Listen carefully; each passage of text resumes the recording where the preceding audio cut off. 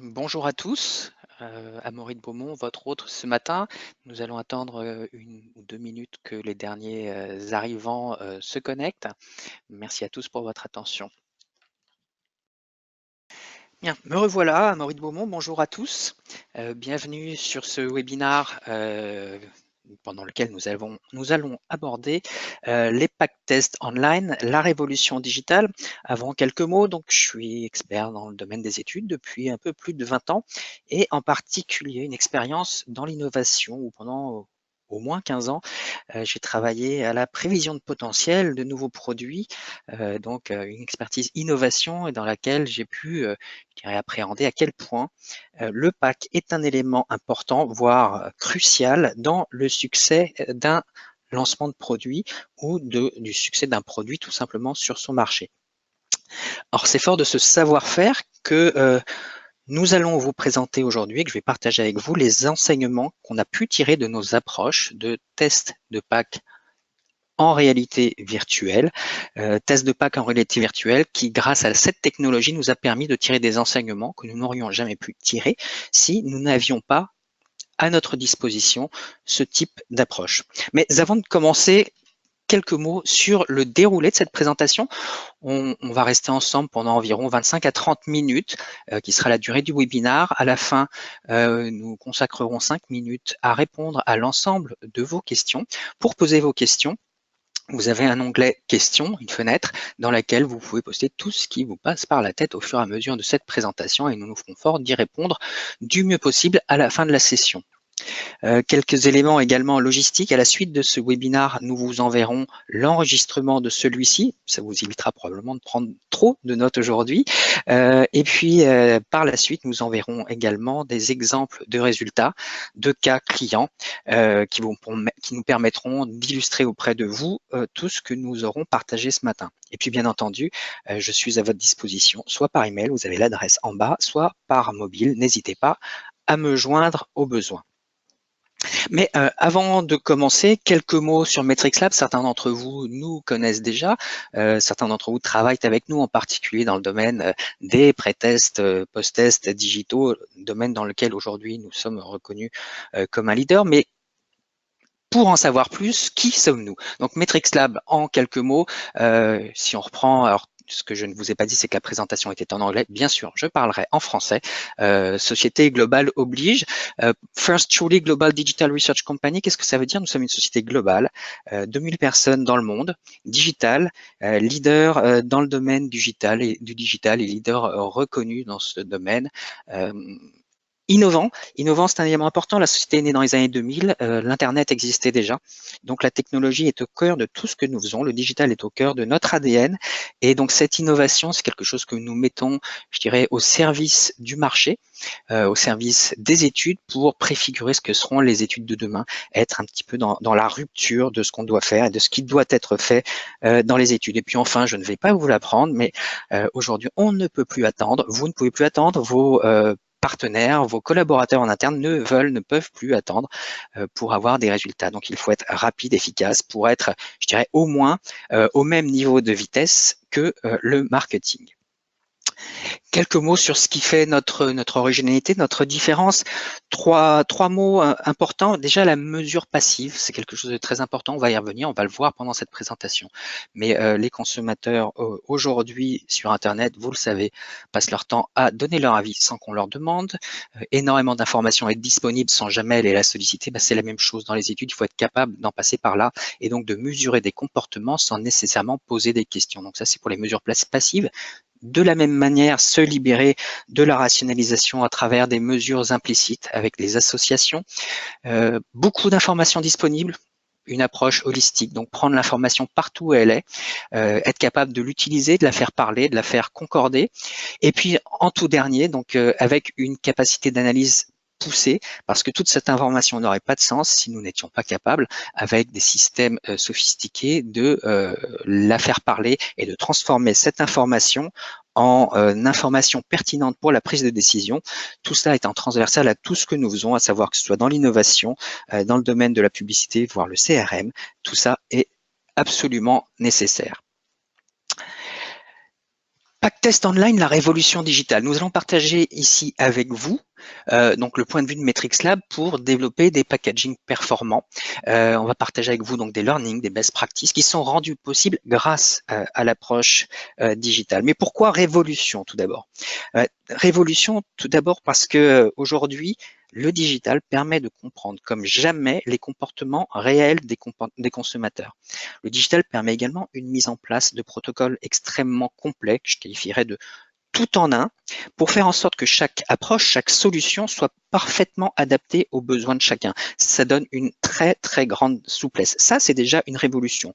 Et puis surtout, ça vous le savez tous, la révolution digitale est là, elle est bien réelle, les consommateurs la vivent au quotidien, et que donc aujourd'hui, tester les packs avec les outils modernes est devenu, je dirais, plus qu'une évidence, puisqu'elle permet d'en faire plus, de mieux maîtriser ses budgets, de contrôler parfaitement les protocoles de test, tout en s'assurant, et ça c'est le point quasiment le plus important, je dirais, une qualité de diagnostic et de recommandation adaptée à vos besoins et inégalée jusqu'à présent. Mais avant d'aborder les learnings en eux-mêmes, quelques mots donc justement sur notre approche du packaging. Alors déjà, ça vous le savez tous, vous êtes ici certainement aussi parce que c'est important pour vous, le packaging est absolument crucial dans l'approche des consommateurs et dans le marketing. Crucial pourquoi? Alors, c'est d'abord votre pub. Vous ne pouvez pas aujourd'hui, on ne peut pas soutenir en permanence un produit, c'est au pack de le faire, de prendre le relais. Simplement, l'effet du pack ne se limite pas à ce qu'on a tendance à garder à l'esprit, ce fameux first moment of truth que vous voyez ici au milieu, le moment où le consommateur se trouve face au linéaire et il doit décider, choisir votre pack, votre produit, à la place d'un concurrent. Le pack, c'est aussi votre vecteur de communication principal. Alors, c'est encore plus vrai dès lors qu'on est dans le domaine des alcools, parce qu'on est quand même très, très limité pour communiquer, mais c'est vrai partout. Du moment où vous ne soutenez plus un produit, c'est le pack qui va devoir prendre le relais. Donc, votre outil de communication principal. Ce qui veut dire qu'aujourd'hui, on peut avoir un pack le plus visible s'il ne communique pas sur les bons drivers en résonance avec les attentes, cela ne sert à rien. Et puis inversement, un pack qui communiquerait parfaitement les valeurs de la marque, parfaitement les bénéfices, si personne ne le remarque, cela ne sert à rien. Enfin, le pack, c'est aussi la clé de votre réachat, c'est votre meilleure pub. Si je prends l'exemple d'un gel douche, le pack dans la baignoire ou dans la douche, c'est votre meilleure pub au quotidien, puisque elle va générer le réachat, elle va générer des perceptions, voire elle va aussi pouvoir générer des nouvelles occasions, des nouveaux besoins. Nous allons entrer dans le vif du sujet. Ici, vous avez un linéaire pet food. Je vais déclencher une vidéo qui vous montrera un linéaire réfrigéré qui est exactement ce à quoi les consommateurs sont exposés lors de l'exercice d'achat fait en réalité virtuelle. Donc, vous le voyez, le consommateur va face au linéaire, il a une mission, on lui demande en général d'acheter des produits qu'il achèterait dans les 3 prochains mois.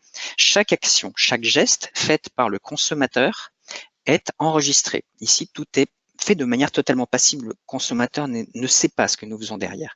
Il achète, il regarde, et pendant ce temps-là, nous recueillons toute cette information de manière exhaustive, de manière à bien comprendre tout ce qu'il aura fait et à comprendre finalement comment votre pack se sera inscrit dans son protocole. Donc concrètement, ça va nous amener à avoir ce type de résultat. Vous voyez ici à gauche, alors c'est un linéaire de bière sur lequel vous voyez plein de petites pastilles, des rouges, des vertes, des jaunes. Ici, c'est un exemple qui vous indique la visibilité de chacun des produits. De chacun des produits, pourquoi? Tout simplement parce qu'on ne va pas se limiter à votre produit, mais à votre produit plus tous les produits présents dans le linéaire. Cela va vous donner un élément de diagnostic extrêmement poussé puisque vous allez pouvoir vous comparer à tous vos concurrents et à regarder en particulier ceux qui vous intéressent de plus près, soit parce qu'ils sont leaders, soit parce que ce sont les plus proches de votre positionnement. De la même manière, si on est dans le cadre d'un relancement, d'un retravail de pack, on va pouvoir comparer cette visibilité à votre pack précédent et vérifier que 1, vous êtes meilleur et que 2, vous atteignez les standards, les niveaux que vous vouliez absolument atteindre pour que vous puissiez battre vos performances. À droite de ce chart, vous avez un exemple de ce que nous faisons avec l'eye tracking, qui va nous permettre de comprendre la visibilité de chacun des éléments du pack, l'ordre de lecture de chacun des éléments du pack, ce afin de pouvoir le relier à la capacité du pack à se faire acheter. Cet ordre, on va le voir un petit peu plus tard, c'est quelque chose d'extrêmement important. On a des learnings dessus. Respecter le bon ordre et vérifier que ce bon ordre fait acheter plus est absolument indispensable et c'est partie intégrante de nos approches. Alors, avant de poursuivre, un petit peu de pub pour notre approche. Notre approche s'appelle Pacte. Un peu de pub tout simplement parce qu'on aimerait et on a très envie de vous faire essayer l'expérience Metrics Lab. Alors, l'expérience Metrics Lab, c'est quoi quand on parle de Pacte? Ce sont trois éléments principaux, trois critères fondamentaux autour du Pacte. Tout d'abord, la visibilité qui tient dans la capacité à émerger, la capacité d'un consommateur à retrouver votre produit, la capacité d'attraction d'un packaging et la capacité à se faire reconnaître. La communication, c'est l'attrait du pack, à quoi il va vous faire penser, à quoi vous associez la marque quand vous voyez le pack, quels sont les bénéfices perçus, puis également la perception du pack en termes de positionnement prix. Et puis enfin, tout ça n'aurait de sens si on ne mesurait pas quelle est la capacité de votre pack à déclencher un comportement. Déclencher un comportement, c'est la pénétration, l'essai. Pénétration et essai, c'est ce qu'on a vu tout à l'heure quand le consommateur était face au linéaire, il achète ou il n'achète pas. Et puis également, plus classiquement, une mesure de l'intention d'achat qui est demandée. Donc, trois éléments fondamentaux. Ces trois éléments fondamentaux, on peut également les mettre en relation avec la distance à laquelle se trouve un consommateur par rapport au linéaire. Par exemple, l'émergence quand on est à 3 à 5 mètres, la communication entre 1,50 m et 1 mètre, et puis enfin la persuasion, quand on est tout près, on a le pack en main. Ces trois distances, en fait, sont naturellement reproduites avec l'approche en réalité virtuelle 3D. Toute cette approche est également associée à différents modules. Ici, je ne vais pas rentrer dans les détails. Donc, le shelf virtuel, bien entendu, le T-Scope, qui est la capacité à lancer le consommateur dans une mission qui va être chronométrée dans un temps limité. L'eye tracking, on l'a vu tout à l'heure. Les réactions implicites, pour bien comprendre les associations par rapport à la marque. Un module de diagnostic du pack pendant lequel le consommateur va pouvoir dire très précisément ce qu'il aime, ce qu'il n'aime pas et pourquoi. Et puis enfin, la distance perçue en termes de prix d'un packaging par rapport à un autre sans pour autant passer par ce qui est le fameux value for money, tout simplement quelque chose de plus intuitif qui va permettre de poser le pack sur une réglette et de comprendre la distance entre les différents packs et finalement avec un nouveau pack, est-ce qu'on gagne ou pas en premiumness. Dernier point, quelque chose qui ne figure pas encore ici, c'est une innovation qui est en train d'être lancée, que je partagerai avec vous très bientôt si vous le souhaitez, tout ce qui touche à l'émotion, parce que le pack, c'est aussi et beaucoup une affaire d'émotion. Et donc, dans ce domaine-là, nous avançons et avons, je dirais, des modules très spécifiques que nous pourrons partager avec vous. Ensuite, tout n'aurait de sens si vous pouviez savoir si vous êtes suffisamment bon pour performer. On vous apporte un triple niveau de benchmark, d'abord par rapport à votre pack actuel, s'il s'agit d'un relancement, et puis également quelque chose d'original, puisque vous allez être amené à choisir deux concurrents principaux. Vous les choisissez en fonction de celui qui vous paraît le plus à la pointe ou celui le plus proche de votre positionnement, et tout ça sans jamais nécessiter le moindre investissement supplémentaire. C'est inclus dans le protocole, ça ne représente ni cellule supplémentaire ni investissement supplémentaire. Et puis enfin, par rapport à la base de données, une base de données Metrics Lab de plus de 3000 cas qui vous permet donc d'avoir une vision très large et holistique de la performance de votre pack pour bien comprendre et bien décider. Tout cela résonne avec notre approche de, je dirais, le learning. Le learning, c'est un élément fondamental de l'ADN de Metrics Lab. Tout ce que l'on fait, on cherche à l'utiliser et c'est pour ça qu'on va pouvoir partager ces learnings avec vous, ces best practices. Dès lors qu'un de nos clients est en mesure d'avoir suffisamment de packs, on va le mettre en base de données pour pouvoir, et là je vais lancer une démo, capitaliser dessus, vous permettre d'avoir un accès vous-même direct à cette base de données. Ici, par exemple, je vais sélectionner tous les produits qui ont la plus grande émergence. Voilà, donc tous ceux qui émergent le plus, et je vais pouvoir, par exemple, ici me dire quels sont ceux qui génèrent la plus grande intention d'achat.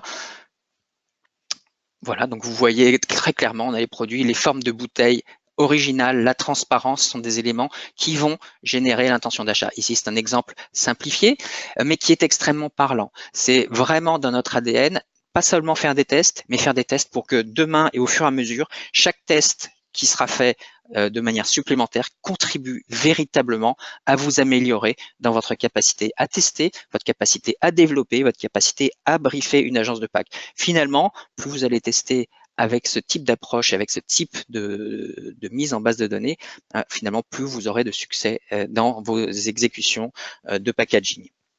Nous allons maintenant passer au vif du sujet, partager avec vous les learnings. Tous ces learnings et toutes les marques que vous voyez sont bien sûr partagées avec vous parce qu'elles sont soit de notoriété publique, soit parce qu'elles sont autorisées. Donc, lançons-nous. Donc, ces learnings basés sur 10 ans d'expérience, plus de 3000 cas, nous avons tiré donc 10 enseignements principaux. L'objectif, c'est vous aider à mieux évaluer vos packs, mieux briefer vos agences et être en mesure finalement d'évaluer parfois avant même de tester. Premier learning, tout est une question d'équilibre. Rien de nouveau ici, je dirais pour vous, mais finalement, si on se le remémore le plus régulièrement possible, ça permet de revenir aux fondamentaux. Entre visibilité, communication, persuasion, il est absolument indispensable de pouvoir prendre le bon parti. Bien entendu, donc on les retrouve ici, quand on veut aller dans une direction plus disruptive, on peut toujours surpondérer l'un des éléments. Attention cependant, quand il s'agit de packs, si on surpondère un élément, la visibilité ou la persuasion, on peut très vite se retrouver en phase de déséquilibre. Donc, un point de vigilance, on veut performer, surperformer, il faut absolument s'assurer qu'on n'abîme pas tout. Un exemple ici d'un packaging, donc un packaging d'un produit d'un de nos clients à gauche, qui est du liquide pour le lave-vaisselle. Finalement, ce packaging fonctionnait bien sur tous les indicateurs. Donc, un bon équilibre entre visibilité, persuasion, communication. En revanche, chose très importante, comparé à deux concurrents qui avaient été choisis par notre client, que vous voyez à droite, ce packaging qui était bon dans l'absolu ne l'était pas suffisamment de manière comparative. Ne serait-ce que ça, savoir qu'on est bon, c'est bien, savoir qu'on est meilleur ou qu'on atteint les niveaux de nos concurrents, c'est crucial. Et c'est cette approche inclus dans nos protocoles qui a permis finalement de bien valider et de bien retravailler pour aller dans la direction non pas simplement d'être bon, mais d'être au niveau du marché, voire meilleur que le marché.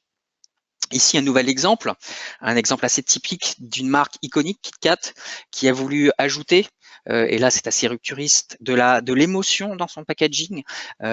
Exemple réussi, exercice réussi, d'autant plus quand on voit entre autres, je dirais la mention sur l'un d'eux, Sunshine Break, c'était pas si évident que ça d'associer du chocolat avec du soleil. En général, ça fait mauvais ménage, mais les éléments émotionnels qui avaient été montrés ici ont permis de clairement transformer la perception de ce produit, de le rendre encore plus quotidien, encore plus émotionnel.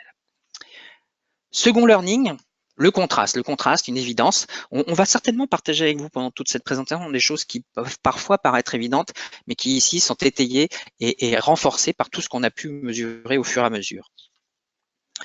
Ici, deux packaging Philips, qui avait besoin de créer de l'émergence. Pour créer de l'émergence, un parti pris avait été choisi, à savoir utiliser du vert dans un environnement où en général le bleu était la couleur préférentielle, la couleur de référence. Alors le résultat était très très clair. Le vert a permis de créer de l'émergence, certes, vous voyez, une émergence à 24% contre 17%, mais l'intention d'achat, elle, s'est trouvée réduite. Donc attention, le contraste est un élément qu'on peut utiliser, encore faut-il pouvoir l'utiliser avec parcimonie et avec beaucoup de discernement. Ici, un exemple que vous connaissez tous, un exemple français, certes ancien, mais qui est, je dirais, l'icône de l'usage du contraste pour créer de l'impact. Beaucoup de travail sur ce produit, donc une couleur verte qui, quand il a été lancé, n'existait pas, un capuchon sphérique qui n'existait pas auparavant, donc beaucoup d'éléments qui ont créé les éléments distinctifs et qui sont devenus quasiment l'ADN de la marque. Donc Fructis, avec cet exercice, avait réussi à bousculer les codes du marché et à se créer une place extrêmement forte et extrêmement durable. Si on cherche d'autres exemples, toujours avec le vert, mais Swiffer, à son époque, a fait exactement la même chose en se lançant dans l'univers des produits pour la maison, des produits détergents avec une couleur qui n'y existait pas, voire qui était quasiment antinomique.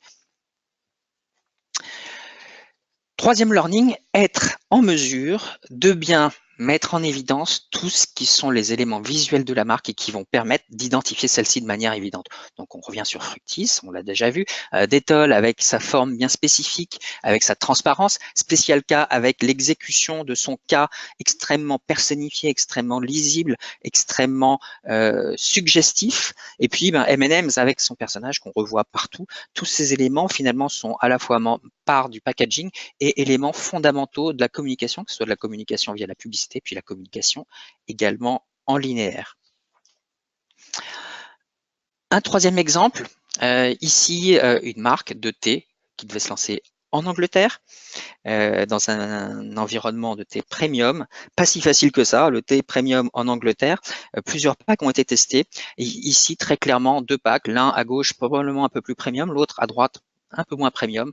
Un enjeu majeur, la reconnaissance. Et on voit ici qu'entre deux packs qui en soi sont différents, mais pas si différents que ça, ne serait-ce que par l'exécution de l'étiquette. L'un d'entre eux, 70% des consommateurs l'ont retrouvé en 0,1 seconde, l'autre que 15%. La messe était dite, peu importe, je dirais quasiment l'esthétique du pack, il faut absolument le retrouver. Voilà pour ce learning sur être capable de mettre en œuvre les différents éléments de la marque. Troisième learning, être en mesure à la fois de travailler la gamme avec une véritable unité et puis également de différencier les différentes références. Un exercice qui peut paraître simple, c'est, je dirais, le Graal pour tout marketeur, le bloc marque et l'existence de chacune des références individuellement. Ici, clairement, un véritable succès, un très fort bloc marque et des références extrêmement lisibles. Bien entendu, si on veut être rupturiste, on peut aller très loin dans la différenciation ou dans la capacité d'une marque à être vraiment percutante et à arrêter le consommateur. Mais attention, parfois, quand on veut aller trop loin dans la différenciation des gammes, le risque, c'est de perdre toute l'association à la marque, qui est malgré tout un enjeu majeur. Un autre exemple ici, avec un pack pour enfants, dans lequel il avait été décidé de mettre en évidence, de mettre en scène le personnage pour le rendre plus enfant. On voit que le pack de gauche, c'est le pack actuel, avec une reconnaissance forte, 92%, à droite, une reconnaissance à 82%. On voit clairement que le pack de gauche, ce qui arrête en premier, c'est la partie droite du pack, à savoir en particulier la marque. Alors qu'à droite, la marque arrive clairement au second plan. Parfois, il faut faire des arbitrages selon ce que l'on veut faire. Ici, l'enjeu, c'était d'abord de devenir enfant.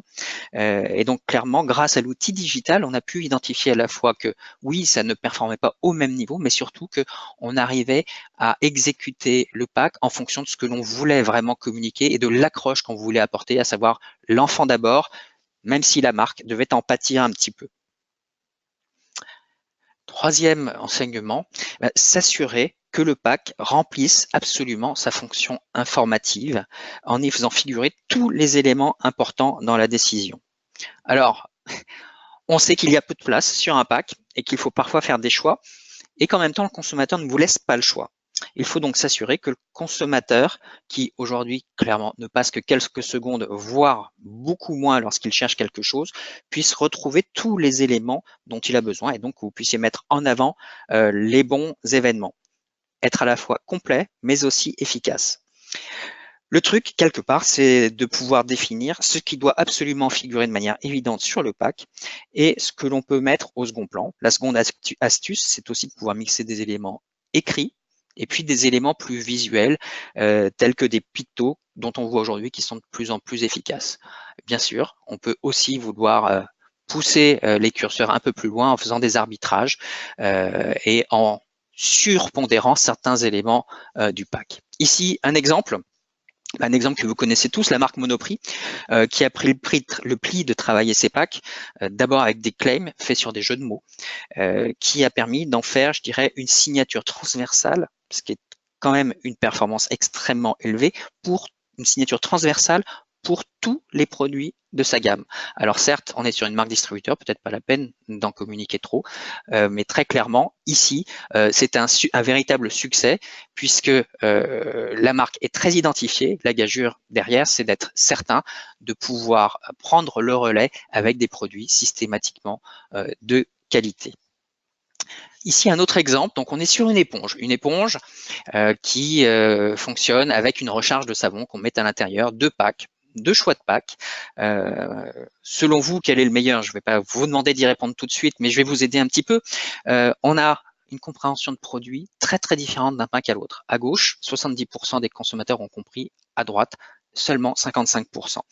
Pour quelle raison? Tout simplement parce que dans l'ordre de lecture et dans ce qui était communiqué sur le pack, à droite ne figurait pas un élément fondamental, à savoir les éléments qui vont expliquer ce que fait le pack. À gauche, vous avez sur le pack de gauche, en bas à droite, un picto qui montre qu'on peut mettre le savon à l'intérieur de l'éponge. Donc finalement, l'essence même du produit. Alors qu'à droite, ça ne figure pas et qu'on vous donne simplement ce qu'on va appeler un call to action, à savoir, vous avez dans le pack 2 savons qui sont inclus. Inutile de passer par le call to action si le consommateur n'a pas encore compris, n'a pas été accompagné pour comprendre l'intérêt du produit, la praticité de celui-ci et la finalité de celui-ci. Et on voit très clairement que ce picto qui indique l'usage du produit était extrêmement vu et plébiscité. Troisième learning, s'assurer de mettre les éléments du pack dans le bon ordre, à savoir favoriser la lecture par le consommateur des différents éléments du pack. Mais ici, on a un exemple avec un yaourt aux fruits où on a tous les éléments du pack. Alors, on peut faire des choix différents. Hein. On peut décider de mettre la marque puis le produit, ou alors le bénéfice fonctionnel puis les reasons to believe et la promesse. Mais il faut prendre ce parti et bien s'assurer qu'on accompagne le consommateur dans sa lecture. On peut bien sûr être disruptif. Alors là, c'est très risqué parce qu'on peut perdre le consommateur. Donc, cette marque, True-Fruit, la marque, premier élément de lecture, la recette, Cherry Medley, et puis ensuite les contenus, le bénéfice. Donc la cerise, la pêche, la poire, un sirop léger, cette légèreté, communiquée à travers l'exécution de la photo, donc cette cerise quasi en lévitation qui va promettre cette légèreté, le tout résumant un élément de gourmandise. Ici, un nouvel exemple Philips pour Sonicare. L'enjeu, santé, propreté des dents, donc une égérie, un personnage qui vraiment exprime ces éléments-là. L'objectif était de beaucoup communiquer visuellement et de vraiment travailler les fonctions du produit et la vitesse. Donc ici, on a un claim qui dit seulement 60 secondes. Selon vous, lequel des deux fonctionne le mieux? On a celui de gauche qui commence par le résultat, à savoir la santé, la propreté. Mauvaise pioche, dirais-je, puisque l'enjeu est de terminer par le résultat du produit et de pouvoir permettre au consommateur de passer par toute la logique qui va l'amener à cette conclusion, à savoir le pack de droite où on rentre vraiment par la vitesse, la promesse et on termine par le résultat. Le résultat en termes d'achat était assez évident, 34% d'intention d'acheter d'un côté, 41% pour le pack de droite. Donc un ordre qui finalement peut paraître assez simple à exécuter, mais qui peut avoir des répercussions extrêmement importantes dans la capacité du consommateur à acheter. Donc, l'ordre de lecture paye vraiment pour un nouveau packaging. Learning numéro 7, s'assurer d'être en cohérence avec les différents éléments du design, donc le design au service de la promesse. Ici, un exemple avec Onobiol où on voit qu'on a beaucoup d'éléments précisés. Il faut que le pack soit fort. Il faut également que le pack ne soit pas trop fort, ne soit pas en décalage non plus avec la promesse, au risque de décaler la perception du consommateur. Et on voit souvent des promesses qui sont très très pertinentes, et puis un consommateur qui est perdu par l'exécution du pack, qui parfois pour un pack peut devenir trop premium, voire dès lors qu'on veut parler de naturalité et qu'on veut parler en même temps de premiumness, ça devient très difficile et on peut vite perdre le consommateur. Ici, un nouvel exemple Philips, où on a je dirais, un pack qui fonctionnait très bien en termes de facilité d'utilisation, de douceur, problème d'efficacité. Quand on parle de nettoyer les dents, l'efficacité est un élément majeur. Il a été retravaillé avec le visuel de droite qui montre clairement, je dirais, la puissance du jet d'une certaine manière sans forcément montrer le résultat. Le résultat final a été que ce pack a beaucoup mieux fonctionné, ne serait-ce qu'avec l'ajout de ce, entre guillemets, petit élément. Puis enfin, huitième learnings, s'assurer que on utilise le design à bon escient, ne pas tout faire que pour le design. Ici, un exemple, construire de la valeur et de la premiumness peut passer par le pack, on peut le faire sans même travailler le prix, sans ni l'augmenter ni le baisser. Ça peut permettre aux consommateurs d'avoir véritablement une meilleure perception, une meilleure valeur faciale. Attention, par contre, les effets boomerang sont nombreux et puis aujourd'hui, les consommateurs ont une fâcheuse tendance à trop vite décoder le marketing. Donc, dès lors que, je dirais, un pack n'est pas suffisamment sincère dans son exécution, il est décodé et ça peut se retourner sur les ventes. Donc, le design, le haut de gamme n'est pas la solution magique. Quand bien même, il y a des domaines où, par exemple, l'alcool, le design est un élément fondamental pour créer de la valeur, de la pertinence, et en particulier parce que c'est quasiment le seul vecteur pour pouvoir communiquer. Donc on voit ici les couleurs plus foncées sans valeur de premiumness, la structure, la forme des packs, le relief, des bouchons haut de gamme, des claims, voire de la brillance, de la couleur dorée. Tous ces archétypes d'un pack sont extrêmement utilisés dans le luxe et ici en particulier dans l'alcool. 9e learnings, et nous arrivons quasiment à la fin de ceci, s'assurer que le design prenne en compte les drivers de la catégorie tout en gardant à l'esprit de bien communiquer pour la marque. Ici un exemple où voilà, quand on parle de crème solaire, il faut protéger du soleil, mais en même temps, qu'est-ce qu'on peut promettre de plus?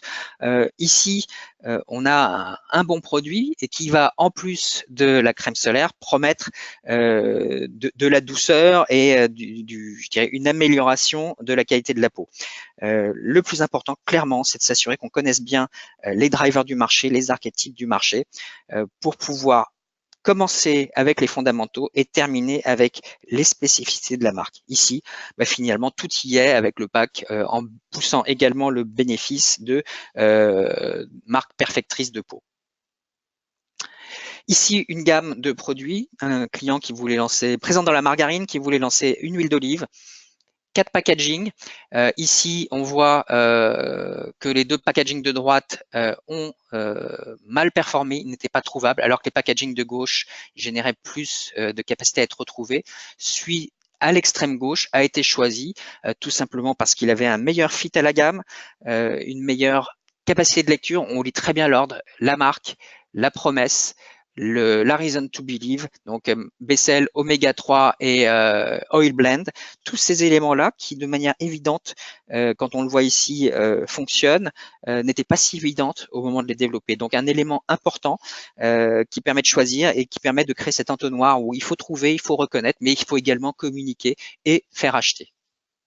Et puis enfin, le dernier learning que je ne vais pas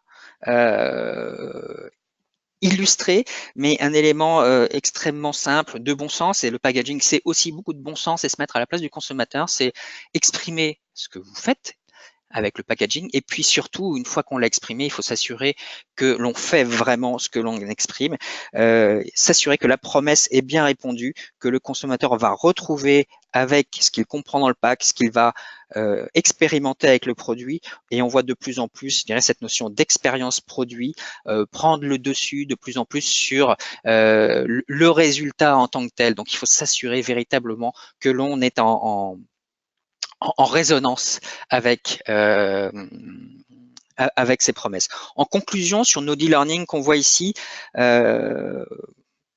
et pour travailler vers des designs disruptifs, on a vu quelques conseils sur les designs disruptifs, c'est quelque chose qu'on cherche très souvent. On pourra partager avec vous des conseils plus spécifiquement orientés vers cette recherche. Mais en conclusion, donc le digital qui permet de couvrir l'ensemble des territoires du pack en même temps, ce qui est une véritable originalité avec un contrôle extrêmement précis, une capacité à mesurer des comportements et à comprendre des effets implicites, ce qu'on ne pouvait pas faire jusqu'à présent, et permettre des réactions intuitives, une capacité à se benchmarker de manière extrêmement réaliste, sans aucun impact budgétaire, mais une bien plus grande efficacité. Et puis, l'idée derrière étant que chaque test de pack puisse construire le savoir-faire spécifique de nos clients et puisse contribuer au meilleur prochain pack. Voilà ce que nous voulions partager avec vous en ces 30 minutes. Qu'en pensez-vous? Vos questions, nous sommes maintenant tout disposés à y répondre. Donc, nous regardons en même temps que je vous parle les différentes questions posées. J'ai une première question. Alors, des benchmarks pharma, oui, nous en avons. Juste un point important, les benchmarks pharma ne sont pas pour de la visibilité. La visibilité, ça s'auto-benchmark par rapport à tout ce qui est dans le linéaire, la considération également. Par contre, on va pouvoir vous benchmarker sur des éléments de KPIs autour du brand fit,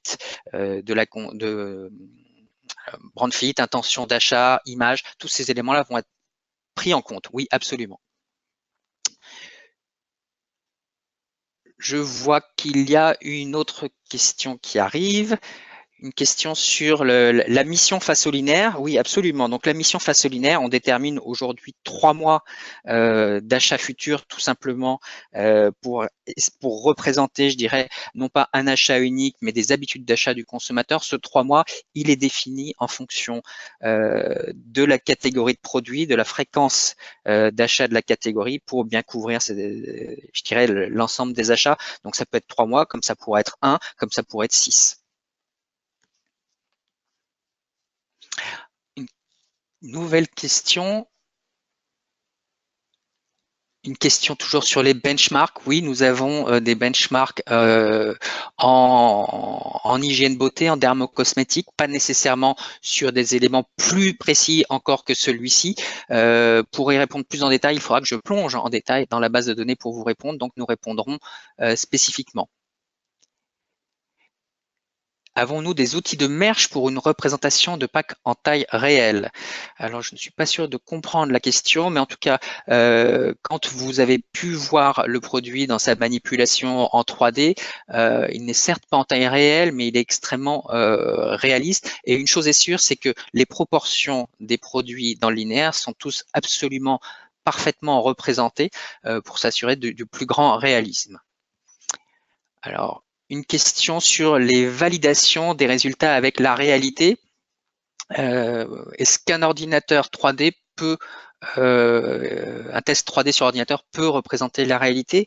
Alors, je ne vais pas vous répondre en vous disant que la réalité, c'est d'acheter dans un linéaire sur un ordinateur. Par contre, la réalité, c'est de valider que ce qui est fait sur un ordinateur vous aide à prendre les décisions pour un nouveau pack. Certes, ce n'est pas la réalité. Aujourd'hui, parmi nos annonceurs et certains qui ont décidé de switcher à quasi 100% ou 80-90%, ce qu'ils nous disent, c'est que la réalité virtuelle matche parfaitement bien avec ce qu'ils constatent sur le marché une fois qu'ils ont fait les tests et une fois qu'ils ont lancé et qu'ils estiment aujourd'hui que dans plus de 80% des cas, le digital fait la totalité du job. Bien sûr, et je ne vais pas vous dire le contraire, il peut arriver qu'il y ait encore des cas pour lesquels on veuille travailler avec des linéaires en face à face, sous-entendu qu'il faut accepter toutes les contraintes qui vont avec. Alors, qui s'occupe des visuels? Les visuels de Pâques, ça peut être vous, ça peut être nous. C'est vraiment, je dirais, selon l'organisation interne de chacun, sachant qu'une fois que c'est organisé, tout peut aller très très vite. Peut-on, alors oui, on peut parfaitement simuler des éléments de merchandising, de brand statement. On a des protocoles de test qui nous permettent d'ajouter des stop rayons, des promotions, des publicités sur lieu de vente. Donc tous ces éléments-là sont parfaitement pris en compte et peuvent permettre de bien comprendre, au-delà simplement du pack, quelle est l'efficacité d'une combinaison entre un nouveau pack et un élément de merchandising. On peut également, je vois qu'il y a la question, travailler sur différentes implantations en linéaire, donc choisir pour un nouveau pack de le mettre soit en bloc marque, soit avec une répartition des différentes SKU, soit à un niveau plus ou moins élevé dans le linéaire. Avons-nous des études sur les linéaires bricolage, type Leroy Merlin, etc. Alors ça, il faut que je vérifie, j'en ai vu passer. De là à vous dire qu'on a des benchmarks détaillés, pas forcément. Le point important ici étant aussi d'avoir en tête que les benchmarks se construisent également à l'intérieur du test. Donc, possiblement, nous aurions des catégories avoisinantes. Malgré tout, ça veut dire que vous auriez au moins 2 niveaux de benchmark, voire un 3e avec les benchmarks de notre base de données que l'on partagerait dans ce cas-là avec vous pour déterminer quels sont ceux qui sont les plus pertinents. Alors, la database couvre la question est la database couvre combien de régions ou quelles régions? La database couvre essentiellement des régions classiques des études. On en a en Europe, les principaux pays européens, aux États-Unis, en Asie. Donc voilà pour répondre précisément. Alors, la méthodologie proposée est très riche et de très nombreux indicateurs, mais pour simplifier la prise des décisions, il est important de se limiter à 4 à 5 KPIs maximum, intégrant les 3 dimensions du pacte. Alors oui, on va manquer de temps pour revenir dessus, mais on a des action standards extrêmement précis. Et d'ailleurs, à chaque démarrage de test avec notre client en fonction de ses objectifs, on cale avec lui les action standards sur lesquels il faudra se concentrer. Donc oui, on a des suggestions. On pourra revenir avec vous directement sur les KPIs qu'on juge importants, mais on préfère systématiquement les customiser pour les mettre le plus possible en résonance avec les objectifs de la société et la culture marketing de notre client. Oui, le consommateur peut se balader dans le linéaire. On pourrait le faire se promener dans plusieurs catégories. Le plus souvent, malgré tout, on cherche, comme vous l'avez vu dans l'exemple, on grise les catégories avoisinantes. On pourrait les dégriser. Tout dépend de l'enjeu que l'on a à travers le test de PAC. Soit c'est un test de PAC et dans ce cas-là, on se concentre plus nécessairement sur, je dirais, l'environnement direct qui nous intéresse. Soit on est plus dans un test d'implantation, ce qui nous arrive également. Et dans ce cas-là, on peut ouvrir, je dirais, la navigation. Ouais, je vois que quelques autres questions arrivent, on n'aura peut-être pas le temps de tout y répondre. Comment sont mesurées les performances des benchmarks concurrents? On pose des questions sur la communication et la persuasion. Oui, absolument. On pose également pour les concurrences les mêmes questions que pour le produit test, en exposant les consommateurs également opaques, donc avec le même niveau de stimulus. Ce qui permet justement donc d'avoir cette pertinence du benchmark et cette précision, je dirais temporelle. On est avec ce qui se fait sur le marché, avec ce qui se fait de mieux sur le marché, et on pose directement la question. C'est le meilleur moyen de s'assurer qu'on est vraiment, je dirais, dans la vraie vie, et c'est surtout sans aucune cellule supplémentaire. C'est intégré dans le protocole du test de votre pack. Voilà. Nous n'avons quasiment plus de questions. Dans les 5-7 prochains jours, nous vous faisons parvenir le lien pour revenir sur l'enregistrement de ce webinaire. Merci à tous pour votre attention. Et puis, dans les 10 prochains jours environ, on partagera avec vous quelques cas plus spécifiques. Ah, je vois une dernière question qui est arrivée. Prévoyez-vous 2 échantillons distincts entre le test de visibilité et le test de com? Non, pas du tout. C'est le même consommateur qui va passer en linéaire, voir les produits, acheter, et puis derrière sera exposé de manière plus spécifique au pack pour la mesure des différents KPIs, pour la mesure de la lisibilité du packaging, pour les associations. Tout ça est fait dans le même échantillon. Voilà, nous avons un petit peu dépassé le temps imparti. Je vous remercie infiniment pour votre attention, pour votre présence ce matin. Vous étiez très nombreux, donc j'espère que je dirais le déroulé a été suffisamment fluide. On n'est jamais à l'abri d'une surcharge d'Internet chez les uns, chez les autres, ou voire chez les providers. À très bientôt et merci à tous pour votre attention.